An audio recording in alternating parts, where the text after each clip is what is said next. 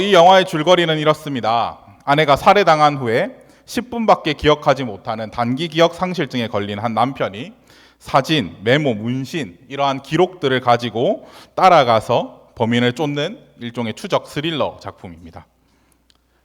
저도 아직 이 영화를 다 보지는 못했습니다만 개인적으로 놀란 감독을 참 좋아하기 때문에 언젠가는 꼭 볼 영화 리스트에 있는 영화입니다. 아마도 이 영화의 주인공에게 기억이라는 것은 이정표의 의미이자 복수의 의미가 될 것입니다. 오늘 말씀에서도 기억에 관한 이야기를 하고 있습니다. 오늘 말씀에서도 기억이라는 것은 특별한 의미가 되고 있음을 우리는 발견할 수 있습니다. 오늘 말씀 가운데 기억은 어떤 의미가 되고 있는지 그것에 대해서 한번 알아보도록 하겠습니다. 먼저 오늘 말씀에서 기억은 의지할 곳이라는 의미가 되고 있습니다. 오늘 말씀은 요셉이 총무를 맡은 감옥에 두 사람이 들어오는 것으로 시작하고 있습니다. 오늘 말씀 2절에서 3절을 보시게 되면 바로가 그 두 관원장, 곧 술 맡은 관원장과 떡 굽는 관원장에게 노하여 그들을 친위대장의 집 안에 있는 옥에 가두니 곧 요셉이 갇힌 곳이라 라고 말하고 있습니다. 술과 떡을 맡은 이 관원장들은 상당히 높은 계급을 가진 사람들이었습니다. 왕이 먹는 음식을 담당하는 사람들이다 보니 왕이 가장 신임하고 덕망 높은 사람들이 그 자리에 앉았습니다. 그런데 이들은 어떤 이유에선지 바로에게 미움을 사게 되었고 결국에는 옥에 갇히게 되었습니다. 시간이 좀 지난 후에 이 두 관원장은 이상한 꿈을 꾸게 되었고 그 꿈의 내용으로 인하여 근심하는 모습을 보이게 됩니다. 오늘 말씀 5절에서 6절을 보시게 되면 옥에 갇힌 애구방의 술 맡은 자와 떡 굽는 자 두 사람이 하룻밤에 꿈을 꾸니 각기 그 내용이 다르더라. 아침에 요셉이 들어가 보니 그들에게 근심의 빛이 있는지라 라고 말하고 있습니다. 감옥에 갇혀 있는 그들은 자신들이 언제 사형을 당해 죽을지 아니면 다시 신분이 회복되어서 원래의 자리로 돌아갈 수 있을지 도무지 알 수 없는 상황이었습니다. 그러한 상황 가운데 있는 그들에게 의미를 알 수 없는 꿈을 꾼다라는 것은 상당히 신경 쓰이는 일일 수밖에 없습니다. 요셉은 근심하고 있는 그들을 찾아가서 그 이유를 물어봅니다. 그들은 간밤의 꿈으로 인하여 근심하고 있다라고 이야기하였고 요셉은 그 꿈을 자신이 해석할 수 있다라고 말하면서 그들의 고민을 해결해 주고자 합니다. 오늘 말씀 8절을 보시게 되면 그들이 그에게 이르되 우리가 꿈을 꾸었으나 이를 해석할 자가 없도다. 요셉이 그들에게 이르되 해석은 하나님께 있지 아니하니까 청하건대 내게 이르소서라고 말하고 있습니다. 요셉은 꿈의 해석이 다른 것이 아닌 하나님께 있다라고 말하면서 하나님을 알지 못하는 이방 땅 가운데서 하나님을 향한 굳건한 신앙을 고백하고 있습니다. 요셉은 두 관원장의 고민을 들으면서 그 알 수 없는 꿈을 해석할 수 있다라고 이야기합니다. 그런데 그 해석이 자신에게 있다라고 말하지 않습니다. 그 꿈의 해석이 하나님에게 있다라고 고백합니다. 요셉의 상황을 돌아본다라면 그가 이렇게 고백한다는 것은 결코 쉬운 일이 아닙니다. 형제에 의해 노예로 팔려왔고 범죄자의 누명을 쓰고 감옥에 갇혀 있는 상태였습니다. 요셉은 말 그대로 비참한 상황 가운데 있었습니다. 하지만 그는 하나님께서 그와 동행하심을 믿었습니다. 그리고 그를 형통하게 하셨음을 경험하였습니다. 때문에 요셉은 하나님의 능력으로 이 꿈을 해석할 수 있다라고 고백하였습니다. 이와 같은 고백이 성경 다른 곳에도 나타나 있습니다. 빌립보서 4장 12절에서 13절을 보시게 되면 나는 비천에 처할 줄도 알고 풍부에 처할 줄도 알아 모든 일 곧 배부름과 배고픔과 풍부와 궁핍에 처할 줄 아는 일체의 비결을 배웠노라. 내게 능력 주시는 자 안에서 내가 모든 것을 할 수 있느니라 라고 이야기하고 있습니다. 사도 바울은 비천에 처하기도 하고 풍부에 처하기도 하면서 그 모든 과정 안에서 함께 하시는 하나님을 경험하였습니다. 그리고 그 하나님으로 인하여 자신은 만족할 수 있다라고 고백하였습니다. 요셉의 인생 또한 마찬가지였습니다. 그는 아버지와 함께 살며 보디발의 집에 총무로 살며 자신을 풍요롭게 하시는 하나님을 경험하였습니다. 그리고 형제들에게 노예로 팔리며 누명을 쓰고 감옥에 갇히며 비천을 경험하기도 하였습니다. 요셉은 이 모든 과정 가운데 함께 하셨던 하나님을 기억하고 있었습니다. 그리고 그 하나님으로 인하여서 지금도 만족하며 지금도 그분을 의지하고 있음을 오늘 말씀을 통하여 보여주고 있습니다. 제가 SFC 신입간사 훈련을 받으면서 가장 기억에 남는 시간이라고 한다면은 아마도 같이 훈련을 받았던 동기 간사들끼리 서로의 삶에 대해 나누었던 그 시간을 꼽을 것입니다. 우리는 신앙의 공동체 안에서 서로가 어떤 삶을 살아왔는지에 대해 자주 이야기하곤 합니다. 그렇게 서로의 삶을 돌아보다 보면은 다들 참 쉽지 않은 삶을 살았구나라고 생각하게 됩니다. 이러한 생각과 동시에 우리에게 드는 생각은 그 삶 가운데 하나님께서는 은혜로 함께 하셨구나라는 사실을 생각하게 됩니다. 우리의 삶은 상승과 하락의 과정이 있습니다. 그 모든 과정 가운데 하나님의 함께 하심을 우리는 발견하게 됩니다. 그리고 그분이 지금도 우리와 함께 하고 계심을 우리는 확신하게 됩니다. 그 능력의 하나님이 지금도 우리와 함께 하시니 우리는 만족하며 그분을 의지하며 살아갑니다. 오늘의 말씀에 요셉이 그러했듯, 사도 바울이 그러했듯 이전에도 함께 하셨던 하나님이 지금도 함께 하심을 기억하시길 바랍니다. 그 하나님을 기억하시며 그분을 온전히 의지하시는 우리 사천 온누리교회 성도님들 되시기를 바랍니다. 네, 두 번째의 기억의 의미는 억울함의 변호자라는 의미가 됩니다. 자신들의 꿈을 해석해 준다라는 이 요셉의 말에 두 관원장은 지푸라기라도 잡는 심정으로 자신들의 꿈의 내용을 이야기하게 됩니다. 요셉은 먼저 술 맡은 관원장의 꿈을 해석해 주게 됩니다. 오늘 말씀 9절에서 11절의 내용을 보시게 되면 술 맡은 관원장이 그의 꿈을 요셉에게 말하여 이르되 내가 꿈에 보니 내 앞에 포도나무가 있는데 그 나무에 3가지가 있고 싹이 나서 꽃이 피고 포도송이가 익었고 내 손에 바로의 잔이 있기로 내가 포도를 따서 그 즙을 바로의 잔에 짜서 그 잔을 바로의 손에 들였노라 라고 말하고 있습니다. 요셉은 꿈의 내용을 듣자마자 그 내용을 즉시 해석하게 됩니다. 요셉은 그에게 희망이 있는 것을 보았고 빠른 시일 내에 그가 복직될 것이다 라고 해석하였습니다. 오늘 말씀 12절에서 13절을 보시게 되면은 요셉이 그에게 이르되 그 해석은 이러하니 3가지는 사흘이라 지금부터 사흘 안에 바로가 당신의 머리를 들고 당신의 전직을 회복시키리니 당신이 그 전에 술 맡은 자가 되었을 때에 하던 것 같이 바로의 잔을 그의 손에 드리게 되리라 라고 말하고 있습니다. 술 맡은 관원장이 그 직책을 복직하게 된다라는 것은 그가 바로의 최측근이 된다라는 것입니다. 요셉은 그때 그가 자신의 억울함을 바로에게 전달할 수 있는 유일한 사람이라고 생각하고 그에게 간절한 부탁을 하게 됩니다. 오늘 말씀 14절에서 15절의 말씀을 보시게 되면은 당신이 잘 되시거든 나를 생각하고 내게 은혜를 베풀어서 내 사정을 바로에게 아뢰어 이 집에서 나를 건져 주소서. 나는 히브리 땅에서 끌려온 자요 여기서도 옥에 갇힐 일을 행하지 아니하였나이다 라고 간절하게 그에게 부탁하고 있습니다. 여기서 나를 생각하여 달라라는 요셉의 말은 달리 번역하면 자신을 기억해 달라라는 뜻이 됩니다. 상황을 고려해서 번역하자면은 자신의 억울함을 대신 바로에게 전달해 주는 변호자가 되어 달라라는 요청을 하고 있는 것입니다. 요셉은 자신의 상황과 신분으로 인하여서 자신의 억울함을 제대로 변호할 수 없는 상황 가운데 있었습니다. 그가 능력을 인정받아 보디발의 집에서 총무가 되기는 하였지만 어쨌든 애굽 땅에서 그는 이방인이었고 노예에 불과한 사람이었습니다. 그런 요셉의 억울함을 들어줄 사람은 아무도 없었습니다. 때문에 요셉은 자신이 베푸는 이 일이 은혜를 베풀 수 있는 유일한 기회고 그 은혜를 입은 것을 잊지 말아 달라고 술 맡은 관원장에게 호소하였습니다.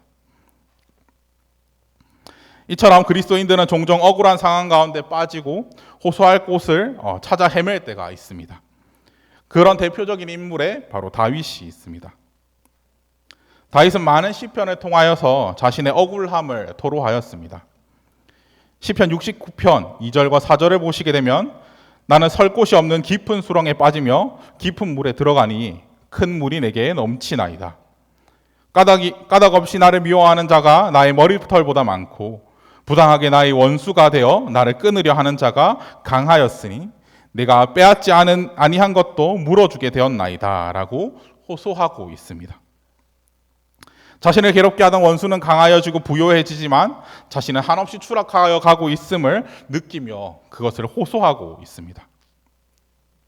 다윗은 시편의 고백을 통하여서 자신의 억울함을 기억하여 달라고 호소하였고, 요셉은 곧 풀려날 술 맡은 관원장에게 자신의 억울함을 기억하여 달라고 호소하였습니다.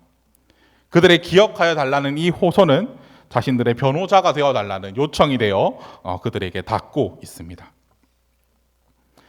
억울한 일을 당하는 그리스도인이라고 한다면은 굳이 성경에 나오는 인물이 아니더라도 이에 해당되는 많은 사람들을 아마 알고 계시리라 생각합니다. 아니면 당장 내가 그 사람에 해당된다라고 생각하실 수도 있습니다. 우리가 당하는 억울한 일은 나의 신앙을 지키기 위해서 당하는 일이 주로 많습니다. 이러한 일을 당할 때마다 우리는 이루 말할 수 없을 정도로 답답함을 느끼기도 하고 때로는 회의감까지 들기도 합니다. 요즘 크리스천 학생들은 학교에서 나 교회 다닌다라는 말을 참 하기가 힘들다라고 합니다. 그런 말을 할 때 친구들의 반응이 너 그런 데 다녀? 라는 식으로 돌아온다라고 합니다. 이런 이야기를 들을 때마다 참 미안하고 억울하겠다라는 생각이 듭니다. 그런 아이들에게 누가 위로할 수 있으며 그들의 억울함을 풀어줄 수 있겠습니까? 그런 우리들에게 가장 좋은 위로자이자 변호자가 되시는 분이 있습니다. 바로 예수 그리스도입니다. 그분은 우리를 한치도 잊지 않고 기억하십니다. 그분은 가장 큰 수치를 받아보셨기에 우리를 위로하실 수 있습니다. 그분은 직접 우리의 모든 죄값을 감당하셨기 때문에 우리의 무죄함과 억울함을 변호하실 수 있습니다. 성도의 억울한 삶 가운데 가장 좋은 위로자이자 변호자 되시는 예수님을 의지하셨으면 합니다. 우리를 잊지 않으시고 위로하시며 변호하시는 그 예수님을 바라보며 의지하시는 우리 사천 온누리교회 성도님들 되시기를 바랍니다. 마지막으로 이 기억이라는 것은 변함없는 은혜라는 의미가 있습니다. 이 술 맡은 관원장이 좋은 해석을 듣게 되자 이 떡을 굽는 관원장도 기대에 차서 자신의 꿈의 내용도 해석해 달라라고 요청하게 됩니다. 오늘 말씀 16절에서 17절을 보시게 되면은 떡 굽는 관원장이 그 해석이 좋은 것을 보고 요셉에게 이르되 나도 꿈을 꾸니 흰떡 세 광주리가 내 머리에 있고 맨 윗 광주리에 바로를 위하여 만든 각종 구운 음식이 있는데 새들이 내 머리의 광주리에서 그것을 먹더라라고 떡 맡은 관원장도 자신이 꾸었던 꿈의 내용을 설명해 주게 됩니다. 이 꿈의 내용을 들은 요셉은 술 맡은 관원장 때와는 사뭇 다른 분위기를 보여줍니다. 그리고 어렵사리 그의 꿈의 내용을 해석해 주고 있습니다. 오늘 말씀 18절에서 19절을 보시게 되면은 요셉이 대답하여 이르되 그 해석은 이러하니 새 광주리는 사흘이라 지금부터 사흘 안에 바로가 당신의 머리를 들고 당신을 나무에 달리니 새들이 당신의 고기를 뜯어 먹으리이다 하더니 라고 말하고 있습니다. 술 맡은 관원장 때와는 정반대로 요셉은 떡 맡은 관원장이 죽음을 맞이하게 될 것이다 라고 말하게 됩니다. 과연 이 두 관원장은 어떻게 되었을까요? 이어진 21절에서 22절의 말씀을 보시면 아실 수 있습니다. 정확히 3일 후에 바로의 생일이 있었습니다. 그때 술 맡은 관원장은 자신의 직책을 회복하여 바로의 잔을 담당하게 됩니다. 반면에 떡 굽는 관원장은 죽음을 맞이하고 있습니다. 정확하게 요셉이 해석하였던 대로 이루어져 감을 우리는 볼 수 있습니다. 이제 술 맡은 관원장은 무사히 자신의 목숨을 건지게 되었습니다. 이제는 감옥에 있는 요셉의 부탁을 기억하며 들어줄 때가 되었습니다. 하지만 요셉의 고난은 아직 끝날 때가 되지 않았습니다. 오늘 말씀 23절을 보시게 되면 술 맡은 관원장이 요셉을 기억하지 못하고 그를 잊었더라라고 말하고 있습니다. 자신의 직책을 회복하게 된 이 관원장은 교만하여진 것일까요? 감옥에서 들었던 이 요셉의 부탁을 기억하지 못합니다. 이렇게 요셉의 고생길은 조금 더 길어지게 됩니다.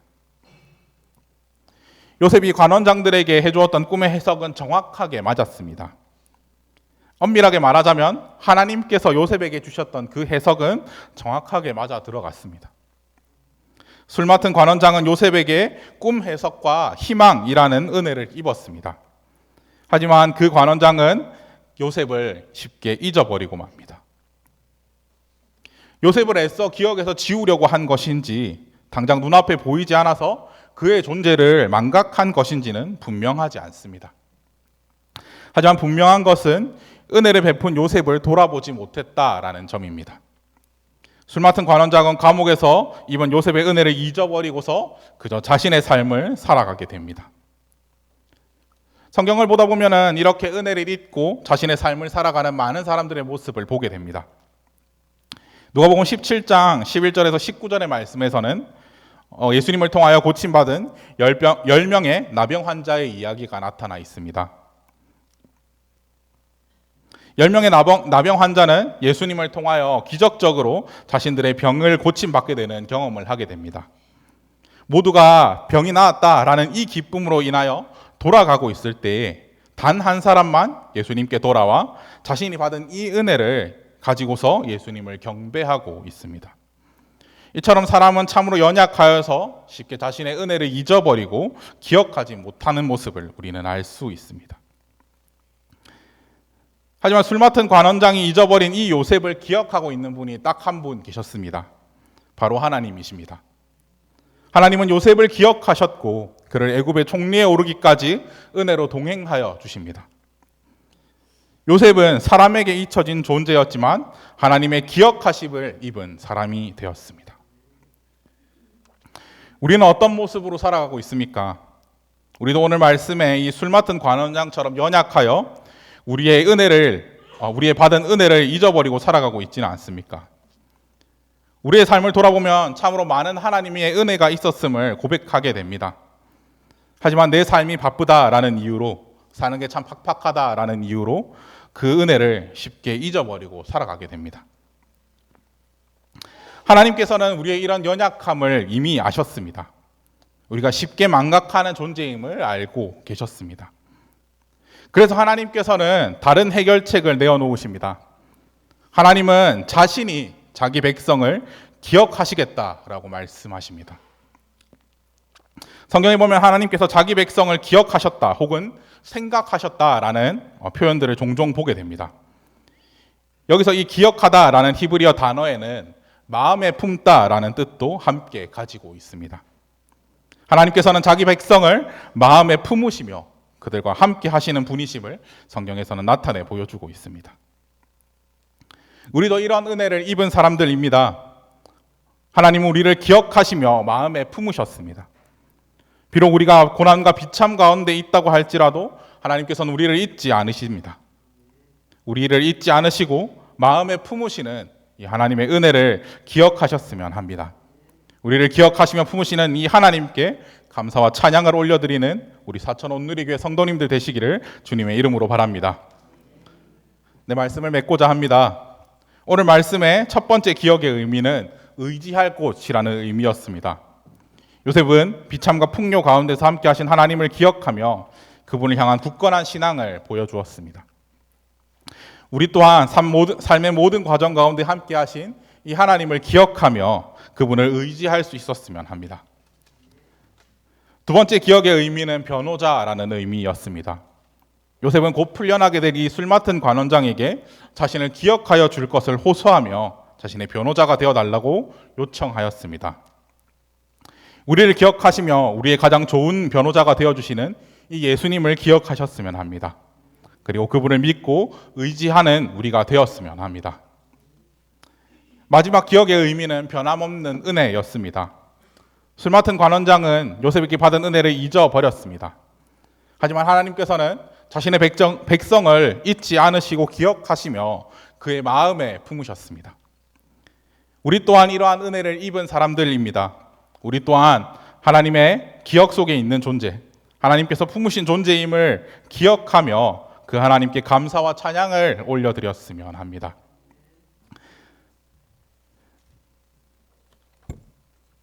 함께 찬송하도록